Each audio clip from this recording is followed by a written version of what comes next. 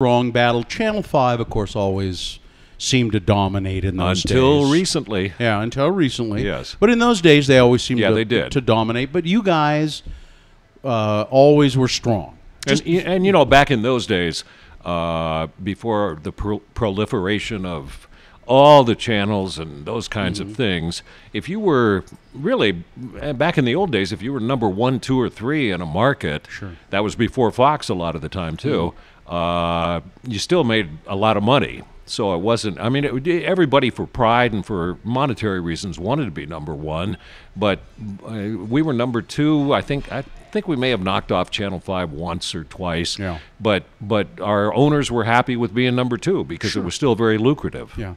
And then there was, and I think, was this in 2008, that there was an ownership change. We go ahead. And they came to you and said, we've changed ownership and the ratings aren't quite what we want them to be.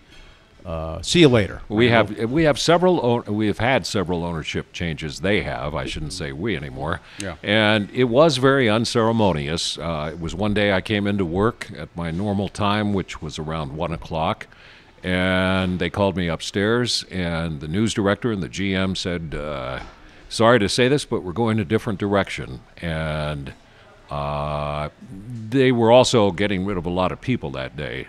So there was a policeman at the station to escort some of the people out. They let me go of my own accord.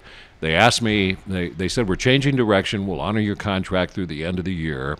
And we would prefer if you don't go back to the newsroom, and just walked out of the station very peacefully.